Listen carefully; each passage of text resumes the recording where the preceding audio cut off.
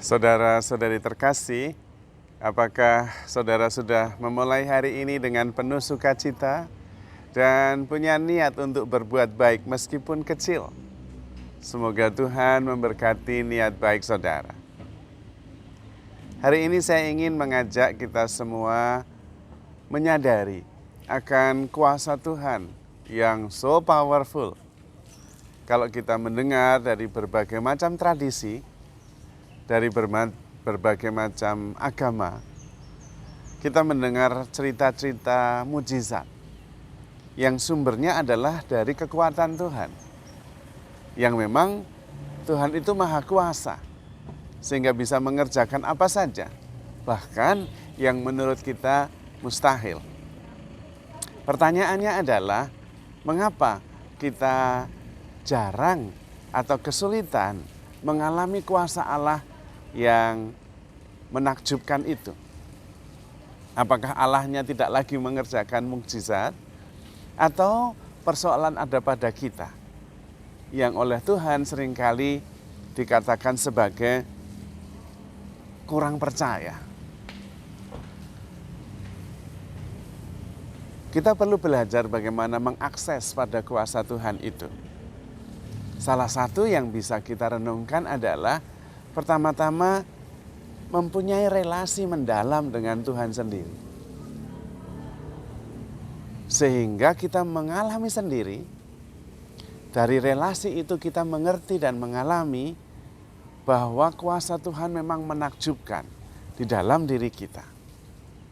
Dari situlah kemudian bukan mengandalkan kepercayaan akan Tuhan secara kognitif, tetapi mengalami langsung, sehingga ya memang sudah percaya.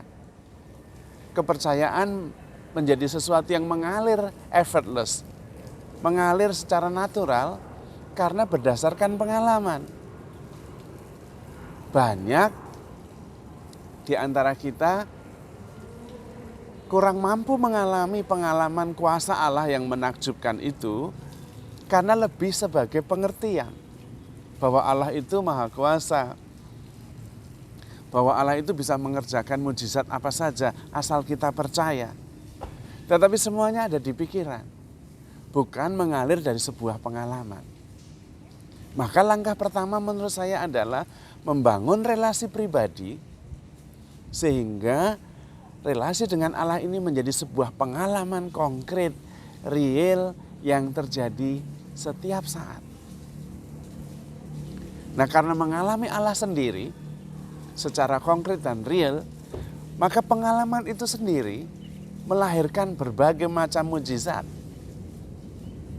Karena relasi dengan Allah ya menyembuhkan, ya memberi kita damai, mengusir kejahatan dan setan yang berupa amarah, emosi, sakit hati, dendam.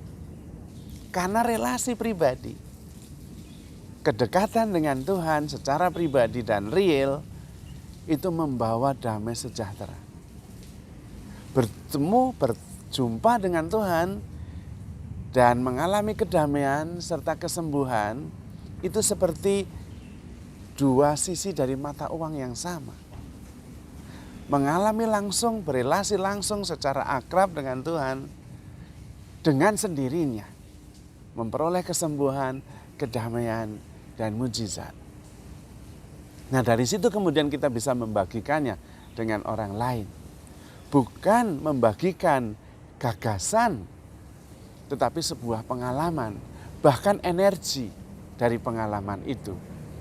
Karena ketika kita berelasi secara real, konkret dengan Tuhan, sedemikian rupa, begitu akrab, itu kemudian juga bisa dirasakan dan berefek langsung kepada saudara-saudari yang kita jumpai. Kalau dalam bahasa David Hawkins, relasi kita dengan Tuhan, dengan Sang Kasih itu sendiri, membuat kita mempunyai level of consciousness yang sangat tinggi, yang bahkan dengan sendirinya orang yang berada di dekat kita mengalami mujizat, merasakan energi positif yang menyembuhkan, yang membawa kita damai.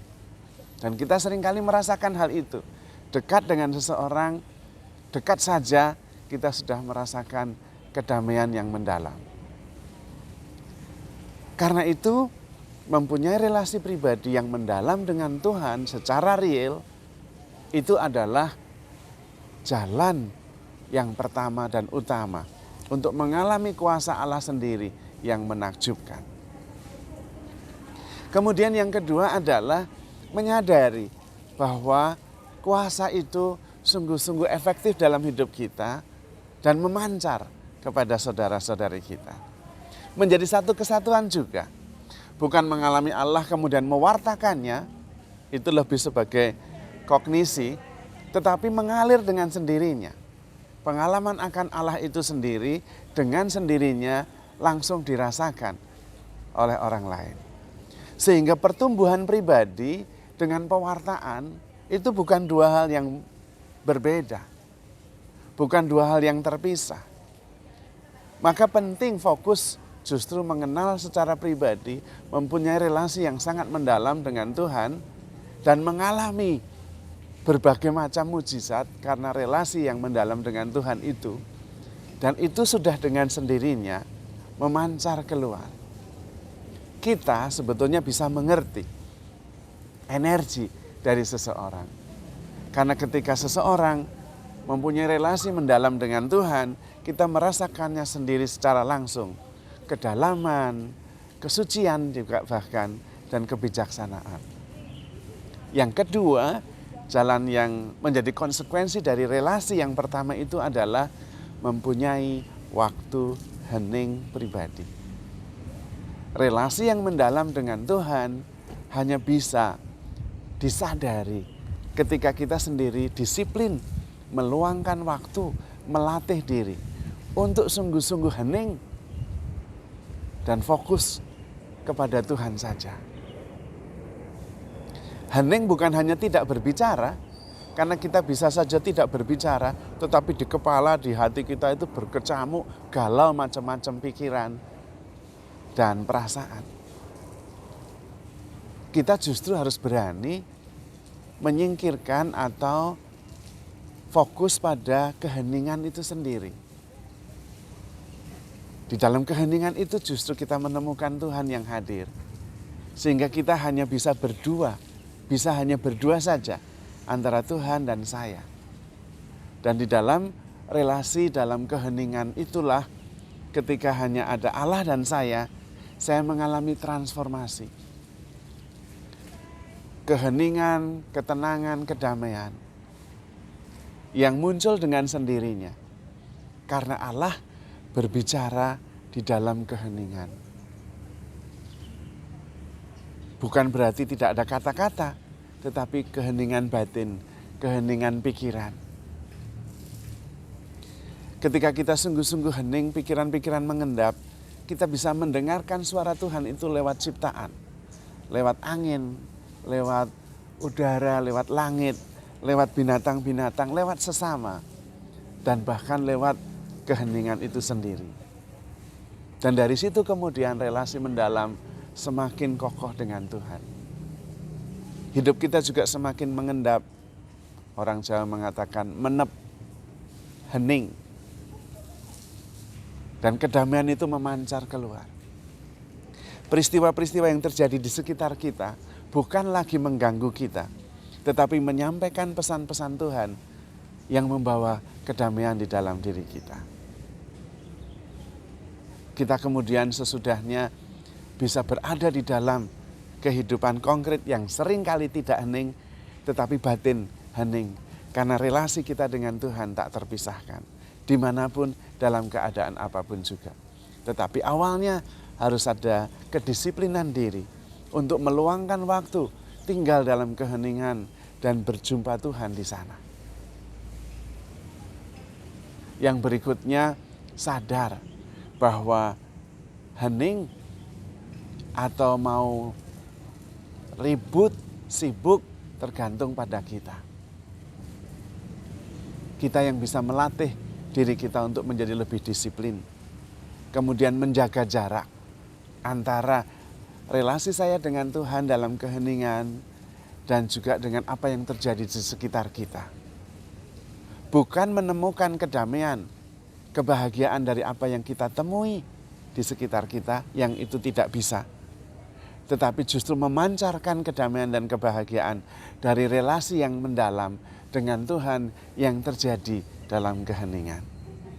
Kita sendiri sudah menyadari dan mengalami dan secara natural memancarkannya kepada semesta. Maka saudara-saudari terkasih, penting sekali kita menyadari bahwa kita selalu berada di dalam Tuhan dan cinta Tuhan selalu menopang hidup kita.